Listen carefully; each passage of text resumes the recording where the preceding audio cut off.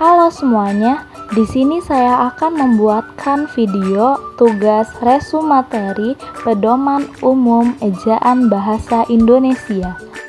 Baik, sebelum kita membahas materi, izinkan saya memperkenalkan diri terlebih dahulu. Perkenalkan, nama saya Sakila Yuliandini dengan NPM 2411011006 Program Studi S1 Manajemen Universitas Lampung. Marilah kita masuk ke dalam materi yang pertama, yaitu 2.1 ejaan yang pernah berlaku di Indonesia. Yang pertama, ejaan Van of Huizen ditetapkan pada tahun 1901 dan disebut dengan ejaan Van of Huizen yang menonjol dalam ejaan berupa huruf J seperti jang, pajah, sajang, dan huruf OE seperti guru, itu, dan umur. Sebelum OE itu diganti U, kita bacanya ya sesuai dengan apa yang ada di dalam video ya teman-teman. Selanjutnya, yang kedua ada ejaan Suandi. Diresmikan pada tanggal 19 Maret 1947 dan diberi julukan ejaan Republik. Yang menonjol dalam ejaan ini adalah huruf OE diganti dengan U. Seperti yang di atas tadi itu kan masih kayak GOERO, goero gitu. Nah, kalau sekarang ini udah diganti dengan huruf U. Jadi, seperti guru, itu, dan umur. Dan kata ulang boleh ditulis dengan angka 2, seperti anak-anak itu menggunakan angka 2 seperti yang ada di video ya. Materi ketiga yaitu ejaan Melindo. Pada akhir tahun 1959, Sidang Pemutusan Indonesia dan Melayu Slamet Mulyana, Syekh Nasir bin Ismail sebagai ketua, menghasilkan konsep ejaan bersama yang kemudian dikenal dengan nama ejaan Melindo atau Melayu Indonesia. Yang keempat ada ejaan bahasa Indonesia yang disempurnakan atau EYD. Pada tanggal 16 Agustus 1972, pemakaian ejaan ini diresmikan Presiden Republik Indonesia dan berdasarkan keputusan Presiden nomor 57 tahun 1972 dengan buku kecil yang berjudul Pedoman Ejaan Bahasa Indonesia yang dijadikan sebagai patokan pemakaian ejaan itu.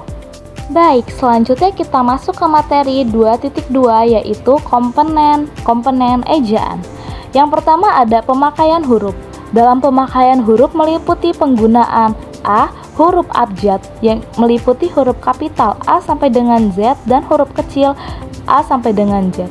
B, huruf vokal, yaitu huruf yang terdiri atas huruf A, I, U, E, O dan bisa digunakan di posisi awal, tengah, dan akhir.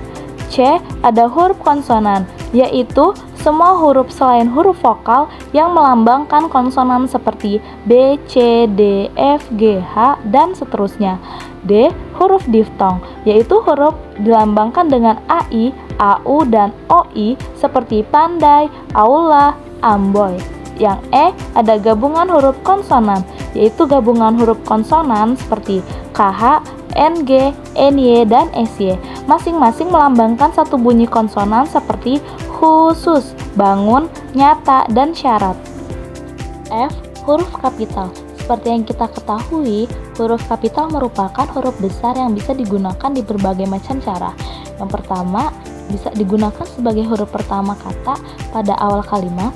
Yang kedua, bisa digunakan sebagai huruf pertama petikan langsung.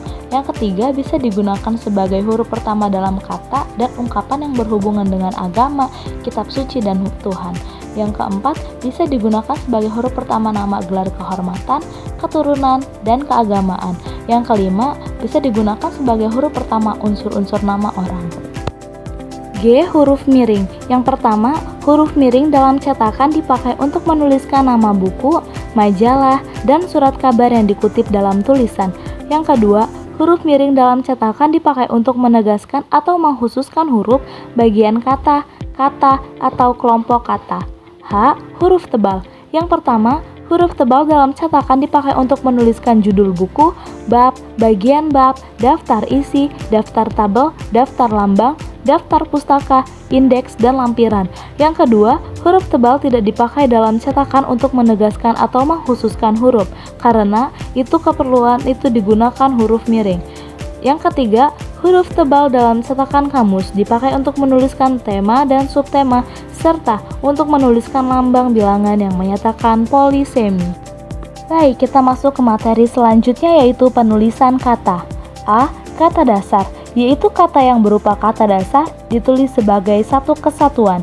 B. Kata turunan, kata berimbuhan, awalan, sisipan, akhiran, ditulis serangkai dengan bentuk dasarnya. C. Bentuk ulang. Bentuk ulang ditulis dengan menggunakan tanda hubung di antara unsur-unsurnya, atau awalan dan akhiran ditulis serangkai dengan bentuk ulang. D. Gabungan kata, yaitu unsur-unsur gabungan kata yang lazim disebut kata majmuk ditulis terpisah, atau gabungan kata yang dapat menimbulkan kesalahan pengertian, dan gabungan kata yang dirasakan sudah padu benar ditulis serangkai. E. Suku kata. Suku kata itu pemenggalan kata pada kata dasar atau pemenggalan kata dengan awalan, akhiran, partikel dilakukan di antara bentuk dasar dan imbuhan atau partikel itu. F. Kata depan di, ke, dan dari. Kata depan di, ke, dan dari ditulis terpisah dari kata yang mengikutinya, kecuali di dalam gabungan kata yang sudah lazim dianggap sebagai satu kata, seperti kepada dan daripada. G. Partikel. Partikel lah, kah, dan tah yang ditulis serangkai dengan kata yang mendahuluinya. Partikel pun ditulis terpisah, dan partikel per yang berarti demi, tiap, atau mulai ditulis terpisah dari kata yang mengikutinya. H. Singkatan dan akronim. 1. Singkatan ialah bentuk singkat yang terdiri atas satu huruf atau lebih.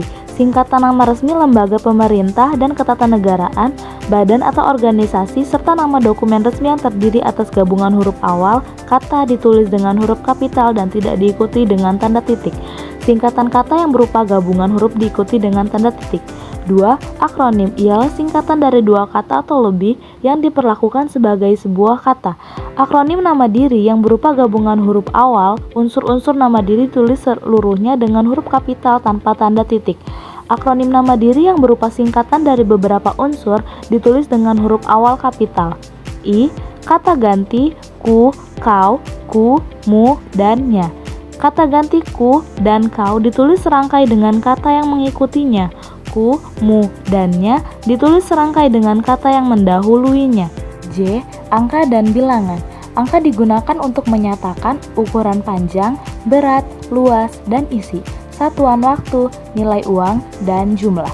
Angka dipakai sebagai lambang bilangan atau nomor.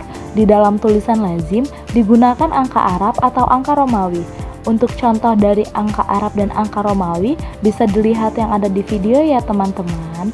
Terkait bilangan, bilangan dapat dinyatakan dengan angka atau kata. Bilangan pada awal kalimat ditulis dengan huruf. Jika lebih dari dua kata, susunan kata diubah agar bilangan yang tidak dapat ditulis dengan huruf itu tidak ada pada awal kalimat. K. Kata si dan sang. Kata si dan sang ditulis terpisah dari kata yang mengikutinya. Baiklah, karena materi sudah habis, kita cukupkan saja videonya sampai di sini. Terima kasih, sampai jumpa.